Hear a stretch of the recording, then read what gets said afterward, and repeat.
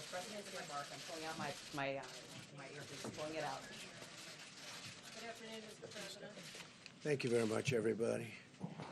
Before we begin, I'd like to congratulate all of those incredible people that have worked for so long on our endless war in Afghanistan, 19 years, going on 20 years, and there hasn't been a moment like this. We've had very successful negotiations. We think they'll be successful in the end.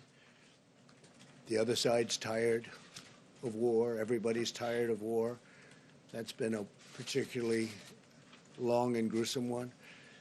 And I want to congratulate President Ghani and the people of Afghanistan.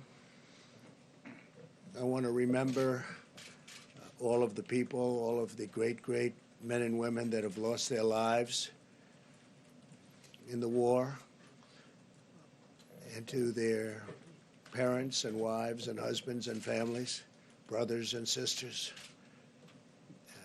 It's a great, great people. Many lives over such a long period of time have been lost.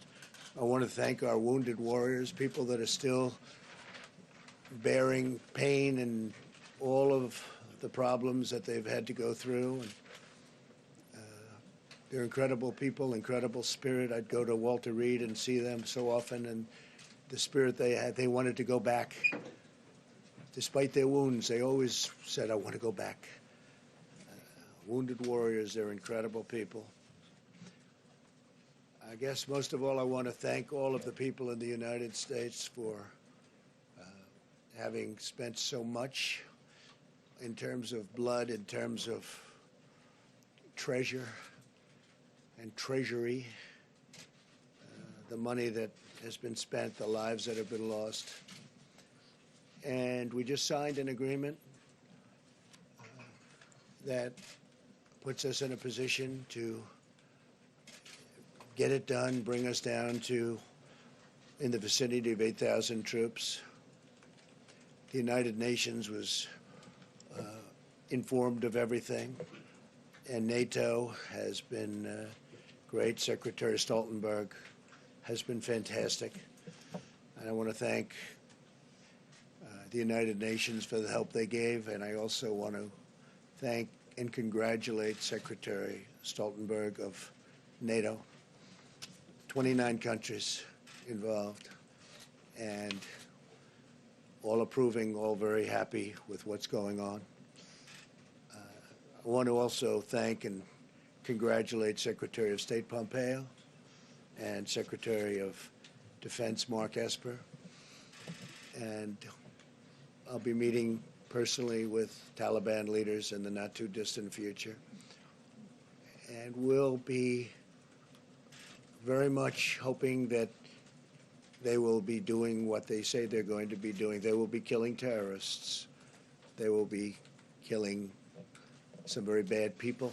They will keep that fight going. We've had tremendous success in Afghanistan in the killing of terrorists, but it's time, after all these years, to go and to bring our people back home. We want to bring our people back home. And again, it's been a long journey in Afghanistan in particular. It's been a very long journey. It's been a hard journey for everybody. We're very largely a law enforcement group, and that's not what our soldiers are all about. They're fighters. They're the greatest fighters in the world. As you know, we've destroyed in Syria and Iraq 100% of the ISIS caliphate, 100%. We have thousands of prisoners. We've killed ISIS fighters by the thousands. And likewise in Afghanistan, but now it's time for somebody else to do that work, and that'll be the Taliban, and it could be surrounding countries. There are many countries that surround Afghanistan that can help. We're 8,000 miles away, so we'll be bringing it down to 8,000 to approximately 8,600 in that vicinity, and then we'll make our final decision some point in the fairly near future. But this was a very spirited agreement. There was a lot of talk. There was a lot of everything. They've been trying to get this for many years, and just it's time. So I just want to thank everybody. I want to congratulate everybody. I really believe the Taliban wants to do something to show that we're not all wasting time. If bad things happen, we'll go back. I let the people know we'll go back, and we'll go back so fast, and we'll go back with a force like nobody's ever seen. And I don't think that will be necessary. I hope it's not necessary. And so I just wanted to bring that up before we begin on a topic that has become very, very important to everybody. First of all, the amount of work that these professionals behind me and many other professionals in many rooms behind us who are watching right now, I don't have the room here to bring them all in, but they have been working round the clock so hard on the coronavirus. It's a tough one, but a lot of progress has been made. I want to provide an update to our people, to our citizens, to the world, frankly, on our action to address the coronavirus and those that have been hurt badly by it. At this moment, we have 22 patients in the United States currently that have coronavirus. Unfortunately, one person passed away overnight.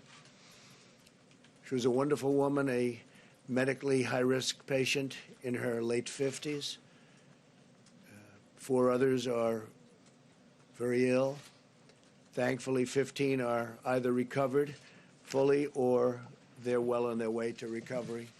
And in all cases, they've been let go and they're home. Additional cases in the United States are likely, but healthy individuals should be able to fully recover. And we think that will be a statement that we can make with great surety now that we've gotten familiar with this problem. They should be able to recover should they contract the virus. So healthy people, if you're healthy, you will probably go through a process and you'll be fine. Since the early stages of the foreign outbreak, my administration has taken the most aggressive action in modern history to confront the spread of this disease. We moved very early. That was one of the decisions we made that really turned out to be a lifesaver in a sense, big lifesaver. On January 31st, I imposed travel restrictions on foreign nations who had, and anybody that had been to China or people coming out of China. And I want to say that China seems to be making tremendous progress. Their numbers are way down, and if you read, Tim Cook of Apple said that they're now in full operation again in China. Their numbers are way down. Experts now agree that the decision to move so quickly, despite a lot of opposition on that decision, was a wise one. It greatly slowed the spread of the virus to the United States, and it really gave us time to do some of the critical moves that we've done. And it allowed these great professionals to get together and figure it all out. And we think they've done that. We've taken the most aggressive actions to confront the coronavirus. They are the most aggressive taken by any country. And we're the #1 travel destination anywhere in the world, yet we have far fewer cases of the disease than even countries with much less travel or a much smaller population. As an important part of our efforts, on Monday I'll be meeting with the largest pharmaceutical companies in the world, actually. They'll be coming to the White House, and we're talking about a vaccine and developing very quickly, and they've already started working on it, developing very rapidly a vaccine for the virus, to combat the virus, and we're having very good initial feedback. But these companies will be coming to the White House on Monday. Tremendous amounts of supplies are already on hand. We have 43 million masks, which is far more than anyone would have assumed we could have had so quickly. And a lot more are coming. Today, the White House Coronavirus Task Force, led by Vice President Mike Pence, they met for 2.5 hours. I spent a lot of that time with them also, and we came up with some ideas, recommendations, and frankly, some pretty strict edicts that we're going to be going by, and Mike's going to be discussing that. But we are really having a group of people that is so talented, and they're working round the clock.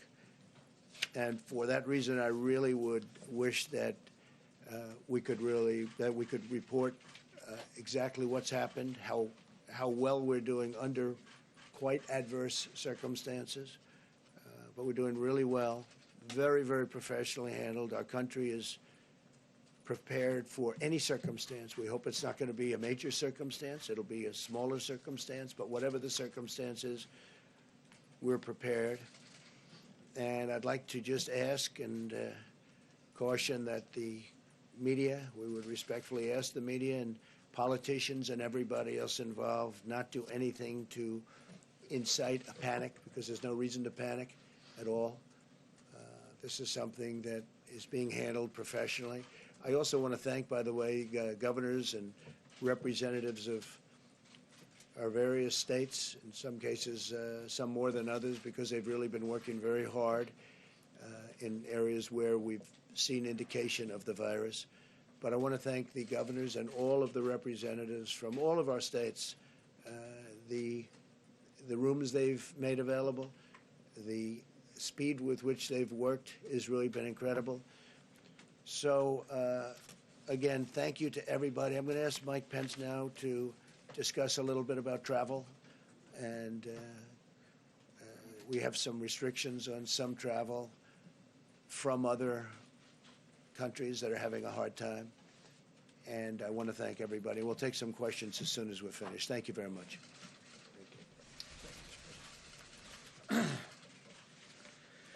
Thank you, Mr. President. Let me begin, as the President did, by expressing our deepest condolences to the family of the woman in Washington State who's lost her life to the coronavirus. I want to assure that family that they're on the hearts of every American and those that are continuing to struggle. In some cases, in ICU units, can be assured of the prayers of millions of Americans. From the moment that this country learned of the spread of the coronavirus, President Donald Trump took decisive action, established the White House Coronavirus Task Force, and as the President just described, the President took unprecedented action to suspend all travel into the United States from China. It simply had never been done before by any previous administration. It is among the reasons why the threat to Americans of coronavirus remains low, despite today's tragic news from Washington State. The task force met this morning and brought the President a range of options, and at his direction, we will be doing the following. First, the President authorized action today to add additional travel restrictions on Iran. We will be using Section 212F, banning travel from Iran. Iran is also already under a travel ban, but we are expanding existing travel restrictions to include any foreign national who has visited Iran within the last 14 days. In addition to moving Iran, we are going to increase to the highest level of advisory, which is level 4, advising Americans do not travel to specific regions in Italy and South Korea. Let me say again, The President today has authorized the State Department to increase the travel advisory for Americans to level 4. We are urging Americans to not travel to the areas in Italy and the areas in South Korea that are most affected by the coronavirus.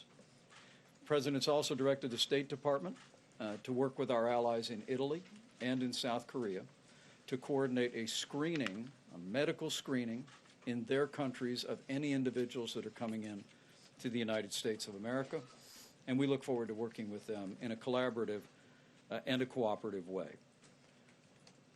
Now, with regard to the task force, I'm just a few days into this job, but I can tell you, having spent time with these extraordinary professionals that the President just alluded to, having spoken directly to more than a dozen governors, including Governor Jay Inslee this morning in Washington State, I think every American would be proud to know what I've heard about the work of HHS, the work of CDC, the work of all of our agencies. At the President's direction, this team has been working seamlessly with health officials at the state and local level. And I can assure the American public that we will continue to live out the President's admonition a few days ago that we're all in this together. And as we work with members of Congress, I've had the opportunity to speak with Republican and Democrat leadership in the Congress. We'll be working very closely on a supplemental funding bill to make sure that not only do all these agencies have the resources that they require, but we'll also make sure that state and local health officials have the resources and the reimbursement to take such actions that are necessary to protect the health of the American people. The President mentioned masks. This morning we talked a great deal about additional medical supplies. Let me be very clear, and I'm sure the physicians who are up here will reflect this as well. The average American does not need to go out and buy a mask. But this administration is going to always put first our patients first, and second, we're going to make sure and protect the health of our healthcare providers. As the President said, we have more than 40 million masks available today. We've contracted now with 3M to 35 million more masks per month will be produced, and we're also going to be working with other manufacturers. In addition to that, the Assistant Secretary for Preparedness and Response will be announcing today courses of action to increase the availability of masks, as well as prioritizing availability to high-risk healthcare workers, modifying guidance, and developing a whole-of-nations communications plan. The President wants us to be certain that our healthcare providers have the support they need to do their job and to do their job safely. With that, I'm going to yield the podium to the Secretary of Health and Human Services, and then we'll hear from some of our medical experts. But let me assure every American, at President Trump's direction, this is an all-hands-on-deck effort. While the risks to Americans remain low, the President's actions today with regard to Iran, with regard to Italy and with South Korea, and with regard to making medical supplies more available, I hope gives evidence to the fact that at his direction we're going to continue to lean into this effort and put the health and safety of the American people first. Mr. Secretary. Thank you, Mr. Vice President. Let me begin by, on behalf of all of the officials at HHS and our whole teams, expressing our sadness for the loss of this patient in the state of Washington. Any single death for us is a real tragedy, and our sympathy to her family and our solidarity with all those who are and will suffer from the novel coronavirus. From day one, this is what we predicted. This is what we expected. The risk to any average American is low from the novel coronavirus. The risk remains low thanks to the unprecedented actions President Trump has taken and the actions he's announcing today. That risk remains low. But this can change rapidly. We have always said from the first moment that we have spoken about this that we would see more cases. We are seeing more cases. We will see more cases. But it's important to remember, for the vast majority of individuals who contract the novel coronavirus, They will experience mild to moderate symptoms, and their treatment will be to remain at home, treating their symptoms the way they would a severe cold or the flu. For some individuals, a smaller percentage, especially those who may be medically fragile, they will require medical attention, including possibly hospitalization. Our basic message in terms of the containment of this disease and the measures that we have and are taken and are today announcing is we want to lower the amount of travel to and from the most impacted areas. This is a basic containment strategy. That is the philosophy behind the moves that we have taken, the moves we're announcing today, and any moves that we will consider in the future. With that said, let me turn things over to Dr. Tony Fauci, the director of the National Institute of Allergy and Infectious Disease at NIH. Thank you very much. Dr. Fauci. Thank you very much, Mr. Secretary. I want to first, again, as the entire team feels, to extend our sympathies to the family of the individual who expired as a result of this particular virus and this particular disease. But I also want to underscore and emphasize the points that the Secretary made about what is evolving here. You've heard of the terminology community spread. Well, community spread is when you have infection in the community in which you don't have a direct link to a known index case.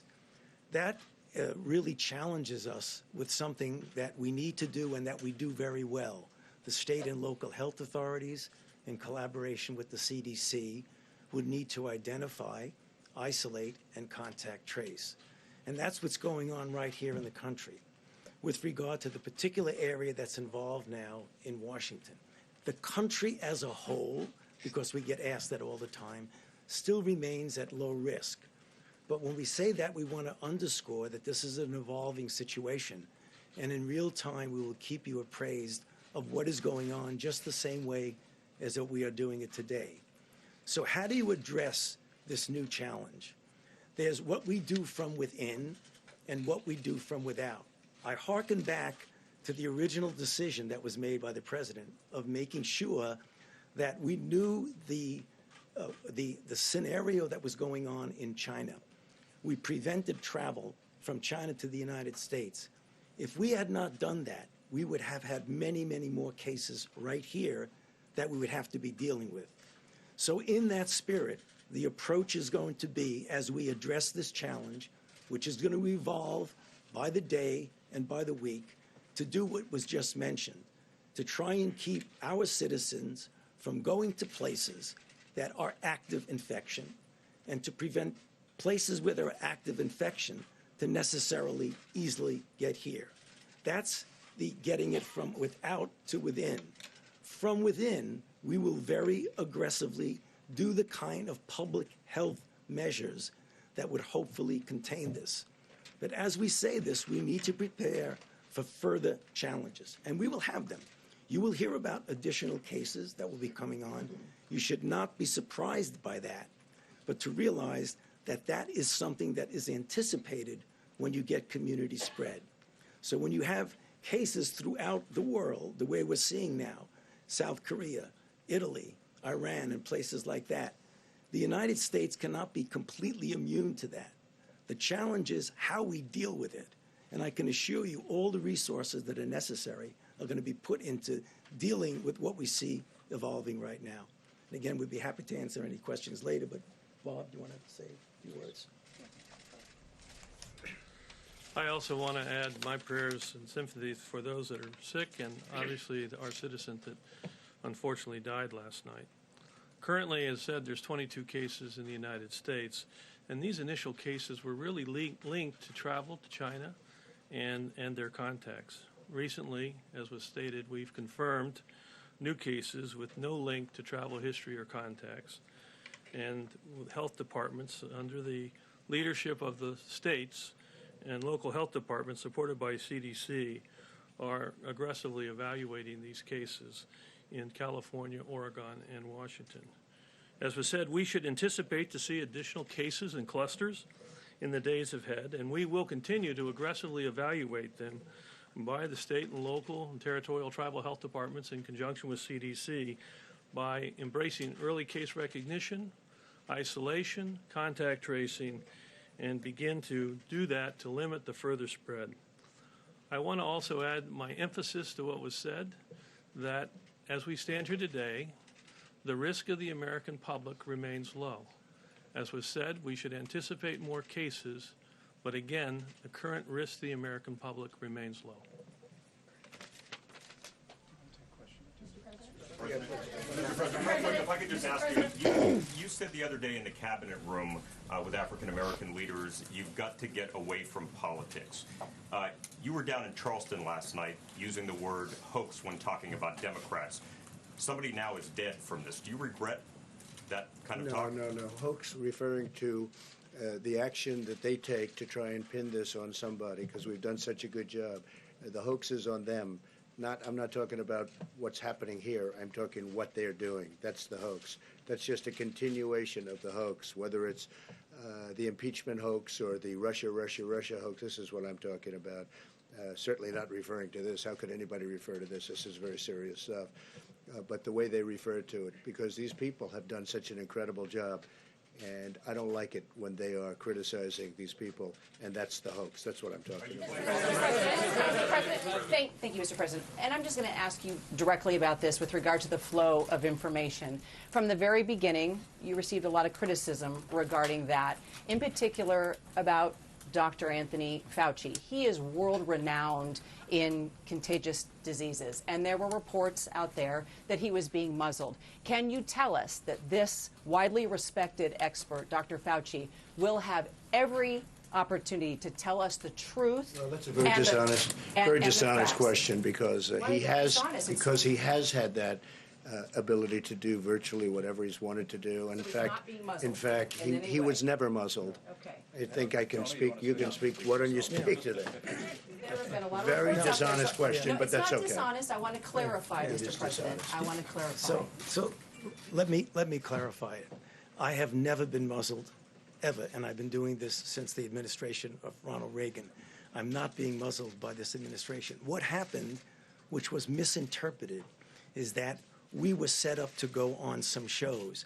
And when the vice president took over, we said, let's regroup and figure out how we're going to be communicating. So I had to just stand down on a couple of shows and resubmit for clearance. And when I resubmitted for clearance, I got cleared.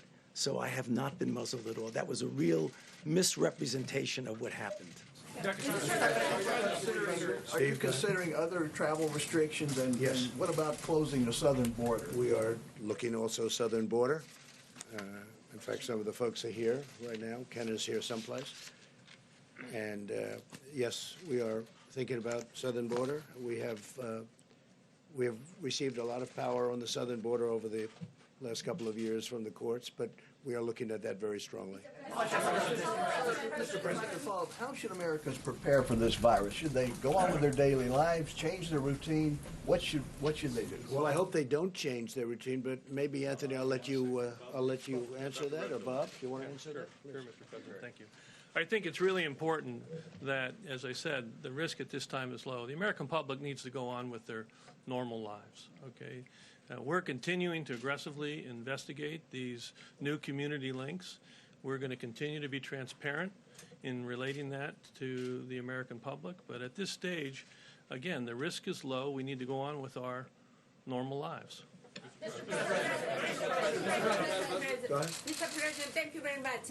Increasing of the coronavirus in South Korea, and to worry about the U.S. troops in South Korea, and how did you consider that trafficking in the U.S.? Well, we care very much for the troops. We're in constant touch with the troops. We've been speaking to the general, as you probably know, 32,000 troops in South Korea. And that's all working out fine. And we're in touch. We were in touch with the authorities in South Korea, too. Yes. What responsibility do you feel, as you're communicating about this, for the public to follow your directions and to take the prudent steps? And then when you did use the word hoax, couldn't that cause some people to not take the precautionary steps because they're linking what you're saying when you use the word hoax in the context of coronavirus. Okay, so again, the hoax was used with respect to Democrats and what they were saying. It was a hoax, what they were saying, and that was very clear if you'd read the words, and I think you know that too. As far as what responsibility, my great responsibility, I think the biggest decision we made was going very early, and that was a decision made against a lot of people that thought we shouldn't do that. That's why we're at 22 instead of a much higher number. It would have been a much higher number. That was a big decision. It was a hard decision because it had never been done before anyway. I mean, not even early or late. It had never been made a decision like that. So that was big. And my next thing is really getting the best people. We're the best people in the world. They're standing behind me.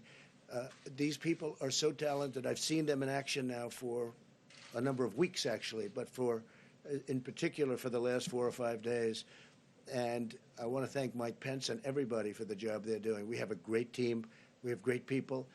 And this too will end. Are there Go ahead, please. Yeah. Go. Do you want? Go ahead. Mr. President. Mr. President, you talked about people going about their routine. I did want to ask, though, with you and the Vice President, is the White House taking any extra precautions to make sure that you don't come in contact with the virus, either through your travel or with who you meet? Well, I think so. I mean, we lead a life. I get around. I was in South Carolina last night. We had a tremendous rally. I've been around. I think we're going to be in very good shape. You know, you're talking about 22 people right now in this whole very vast country. So I think we'll be in very good shape. If I may, a couple of questions for Dr. Fauci about, Yes, in particular, about please. the virus.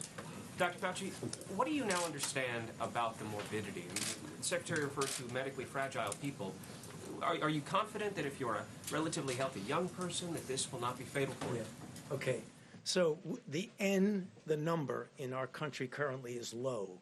But when you look at the pattern, it seems to be following the experiences that others have had. It's never 100%. If you look at the totality of the cases that have been reported, particularly from China, about 75 to 80% of them would do really quite well. They would just sort of like a bad flu or a cold. You get anywhere from 15 to 20 some odd percent who are going to go on to require advanced medical care, hospitalization, possibly intensive care. For the most part, the people who get in trouble and ultimately, tragically, would die from this are people who are elderly and or have underlying conditions, heart disease, chronic lung disease, diabetes, obesity because of the difficulty in breathing back and forth. However, every once in a while, you're going to see a one-off. You're going to see a 25-year-old person who looks otherwise well that's going to get seriously ill. But the vast majority of the people who get into trouble do have these underlying conditions. And that's why it confuses people, because they say, well, you just said that, and then there's a report of a 40-year-old physician from China who died. That's going to happen. That happens with influenza. Most of the time, influenza kills people who are advanced age and underlying conditions. But you hear in the media every once in a while, a college student would get infected and ultimately die. But the majority is in that risk group. And one more technical question. Yes. Have you determined whether there are any variants of this virus so that a person who may have gotten it and then gotten over it could get it again? No, there's no indication that that's going on at all. If this virus acts like other viruses, which I have no reason to believe it won't, once you've gotten infected and recovered, you're not going to get infected with the same virus. Mr. President, a question about the economy. A question about the economy. I want to ask you about the peace deal in Doha between the Taliban and the U.S. Does this mean the war in Afghanistan is over? Is the Taliban in charge? And secondly, Congressman John Radcliffe, why are you renominating him? He's a terrific man. He's been fantastic at everything he's done. He's highly respected. He wanted to wait till after the IG report came in, as you saw. Originally, I don't think he was officially or formally nominated. His name was thrown out, but he wanted to wait till after the IG report. The IG report has now come, and we've learned a lot of very bad things from the IG report, as you know very well. And I think he'll go through a process, and it'll go fairly quickly. He's a very respected man. somebody that I've gotten to like, somebody who really has, he's someone who's really distinguished himself, and I think over the last year and a half, 2 years in particular. So we're very happy with that. As far as the Taliban is concerned, everybody wanted this to happen. The Taliban wanted it to happen. President Ghani was very much involved in this, as you know, and he's now dealing with the Taliban. But we're talking about 19 years we've been there, 19 years, and other presidents have tried to do this. The Taliban has given a pledge, and a very strong pledge, and we'll see how that all works out. We hope it's going to work out very well.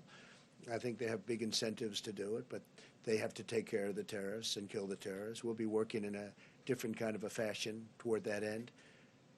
But the job we've done has been a fantastic one in terms of terrorists and terrorism, and it's time for our people to start coming home. Question about the economy. Thank you, Mr. President. You mentioned the drop of spread in China, coronavirus cases. Is the U.S. government considering evaluating similar measures in the U.S. in case the situation gets Some worse? measures, we've been in very close contact with China, including myself with President Xi. He very much wanted this to happen. He wanted this to get out and finished and be done. He's been working very, very hard, I can tell you that. And they're making a lot of progress in China. You probably saw Starbucks are now opened again. You probably saw that, as I mentioned, Tim just came out and he said Apple is back to normal in terms of production in their facilities in China. They've made a lot of progress. Thank you. Couple of questions, one of them technical. The woman who passed away, did she travel to South Korea, or is she a case of community spread? Whoops.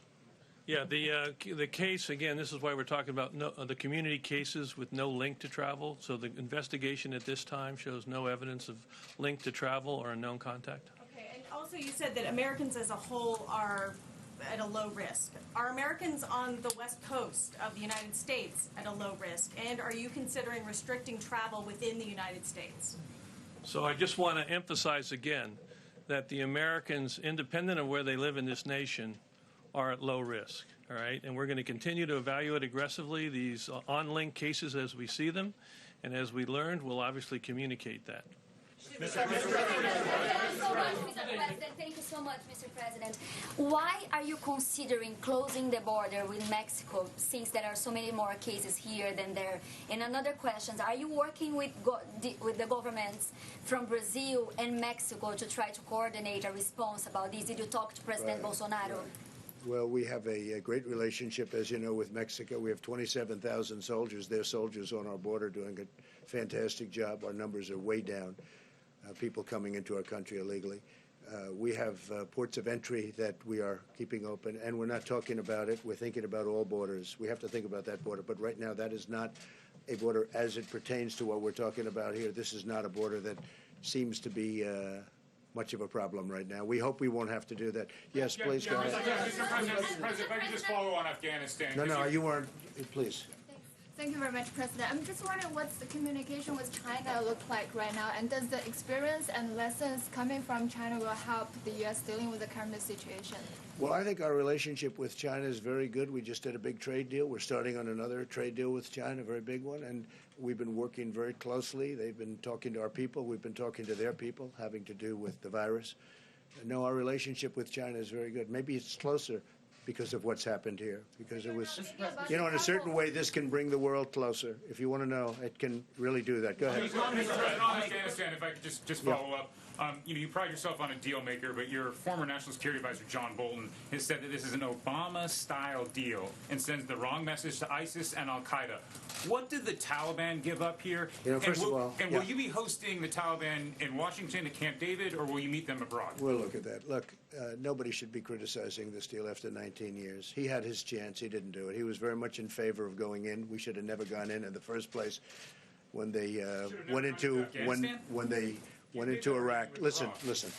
When they went into Iraq, when they went into the Middle East in such a fashion, I was very much against it. Shouldn't have gone in. He thought we should have.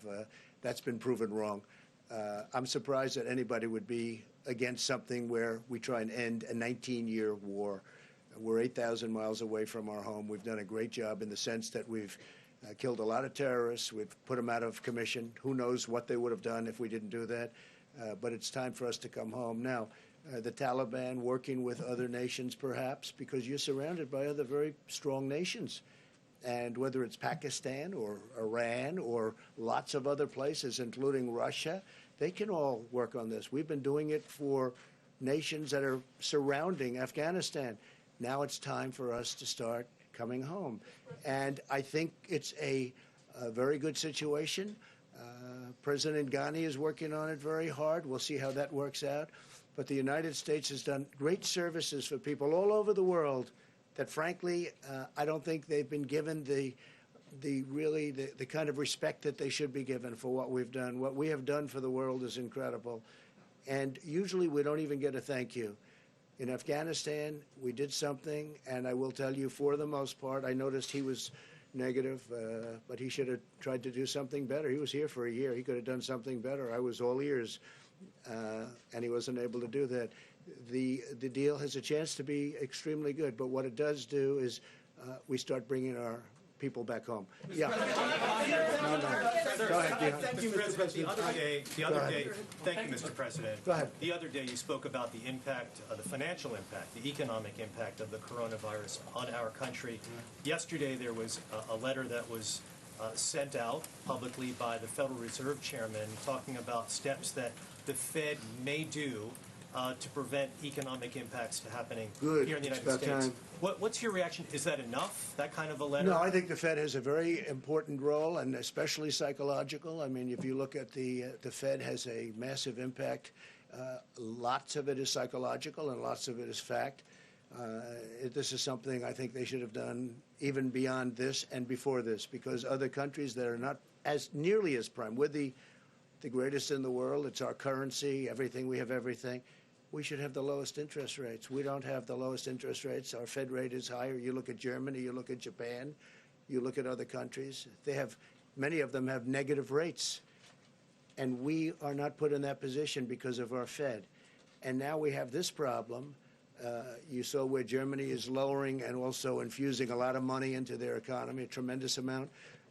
I haven't heard our Fed say they should do this. Our Fed should start being a leader, not a follower. Our Fed has been a follower. We need a Fed that's going to be a leader. We should have at least the same rates and ideally lower rates than other countries. We shouldn't be paying more, but we're forced to pay more on interest, and we are the most prime. Think of it. Biggest economy in the world by far. China would have overtaken us in this year. They were expected to for 5 years. 2019, they were going to overtake us. They're not even close, and they won't be close. As long as somebody smart is right here, they won't be close. But I will say this, the relationship with them is good, but as far as the Fed is concerned, our Fed should be a leader. Our Fed has not been a leader at all. Face-to-face meeting with the Fed Frankly, chairman. We could refinance our debt at even lower rates. The rates are very low, but we should be refinancing debt at even lower rates. Our Fed is making us pay more than we should, and that's ridiculous. Another question on the economy. President, thank you. You mentioned you're having the meeting on Monday with the pharmaceutical executives. Right. As you know, the process of approving medicines is complex and time-consuming. I think this process will go very quickly. What powers I will think you use Democrat, to speed it up? Republican, liberal, conservative, this process is going to go very quickly. And you know, that was, excuse me? Yeah, we can do that. You want to do that? We're expedited. Okay, would you like to say something? All right, okay. Excuse me for interrupting. And the private companies, too, that you're talking about doing tests with. So we are working very diligently with industry. We're using our authorities in an expedited fashion to help with the development of therapeutics, particularly around the coronavirus. As you probably know, we issued a policy this morning that allows us to have a lot of flexibility around the development of diagnostic tests. Our colleagues at the CDC have done a great job to have an increase in those tests, and we expect this policy to have a significant impact on that as well. Thanks. Mr. President, on the economy. By the way, the meeting with the pharmaceutical companies was actually set up before over drug pricing, because we want prices to go way down. But it turns out to be a very convenient meeting as it pertains to the vaccine. So you'll talk about both? talk about both. Thank you, Mr. President. You've put the Vice President in charge of coronavirus coordination across the government. When he was governor of Indiana, the Vice President allowed an HIV outbreak to spiral out of control because he did not heed the advice of his public health professional advisors who said that a needle exchange was necessary at the beginning of the outbreak.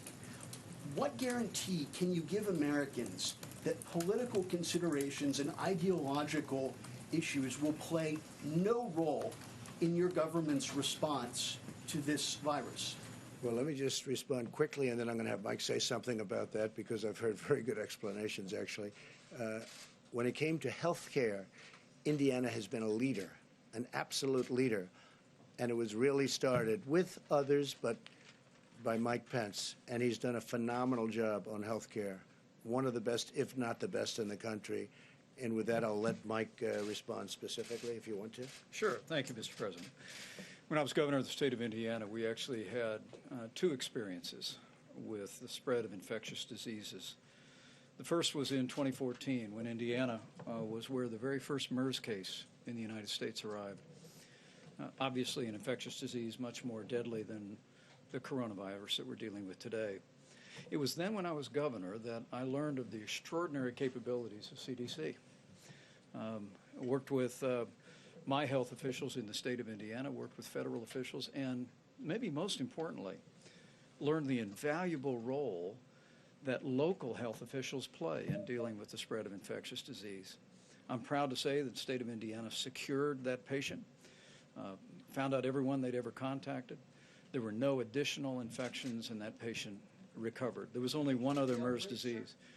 The other incident was in 2015.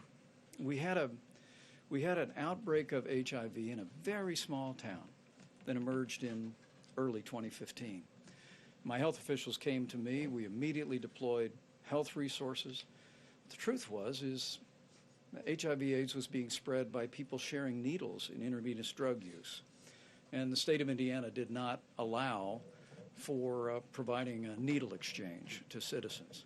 But the CDC came in and made a recommendation, and I declared a public health emergency and made for 30 days a needle exchange available in the state of Indiana. And I'm proud to say that every one of those patients was treated. We ended the spread of the HIV/AIDS virus in that community. But again, as I've said before, I think, as the President and I have discussed, I think my experience as a governor dealing with two different infectious diseases and seeing the vital role that local healthcare providers play, that federal officials play, it has really informed me. It's one of the reasons why I've been spending a lot of time talking to governors. I met yesterday with state health officials and the governor in Florida, and I'm proud of the work that we did in the state of Indiana, and I hope to continue to bring all of the best minds together to deal with this issue. It's a great answer, and he's doing a great job. Go ahead. He's doing a great job. Great answer. Thank you. 2 days ago, 36 Turkish soldiers were killed in Idlib, Syria. And today, Turkish foreign... When was that? When? 2 days ago. Okay. And today, Turkish Foreign Minister Mevlut Çavuşoğlu said Turkey wants a Patriot air defense system from United States. Are you in talk with Turkish government regarding We're this topic? speaking to President Erdogan a lot, and we are talking to him about exactly what you're referring to. Question. A travel question. The markets, are you able to do anything from a policy or reassurance standpoint to try to deal with The markets jitters will in all the come markets? back. The markets are very strong. The consumer is unbelievably strong. The companies are very strong. We have one problem. We have to get this problem brought into focus, and it is right now. I think our professionals are doing a great job. I'm not thinking in terms. Well, it's certainly not a good situation when you lose travel. That's a big part of market. But for a period of time, we're going to have to do whatever is necessary. Safety, health, number one. The markets will take care of themselves. The companies are very powerful. Our consumer has never been in a better position than they are right now. Larry Kudlow was telling me before that the numbers, I said, don't even bring it up, what difference, but that the numbers are very strong. He's got numbers from Friday, very strong. You see the numbers. But our focus is on exactly this. it's not on that. That will take care of itself. Are you considering any tax breaks to help ease the pain? I think the big thing we're looking for is the Fed to do its job. If the Fed does its job, that's what we are really looking for. Prior to this, as you know, we announced that we're going to be at the end of the year, toward the end of the year, we're going to be announcing a middle income tax cut. In order to get that through, I don't think the Democrats are going to be approving any tax cuts because they like to raise taxes instead of lower taxes. But we'll be, in the not too distant future, announcing a very major middle income tax cut. Okay. So, ladies and gentlemen, thank you. Sir, how can you say that the markets are about the momentum? Go ahead, please.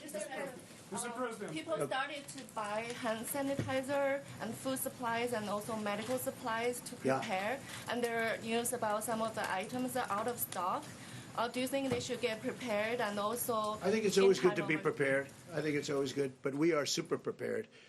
When you hear 43 million masks as an example. All right, we'll do one more. Go ahead, the gentleman. Thank you very much. It has been reported yesterday that you are willing at this point to meet with leaders of Russia, China, the UK, and France to discuss arms control issues, among other things. They all want to discuss arms control, and that's a wise thing. We're spending now over $20 billion on nuclear and on the super speed missiles and many other things. And they have come to me, and they all want to now discuss arms control. And that includes China, and that includes Russia. And I think it's very smart of them to want to do it, and I think it's very smart of us to want to do it. And we will be discussing that in New York. How can you say the markets are strong? Sir, how can you say the markets are strong? Go ahead, one final question. Go ahead. Should we travel to Washington Please. State? Do you anticipate troops will be returning? You said, how soon do you see them returning in this U.S.-Taliban agreement? How soon do you expect troops to be coming back? Today. Okay? Today. They'll start immediately.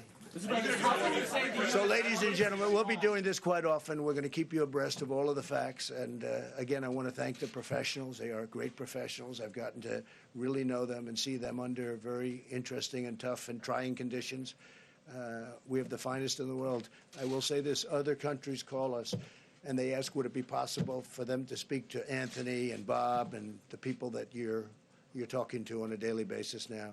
So we're going to be very transparent. We'll be meeting you probably tomorrow or the next day. We'll keep you abreast. Thank you very much. What's your latest on the numbers to Congress, sir? Thank you, Mr. President. Where are we on the numbers to Congress? Is traveling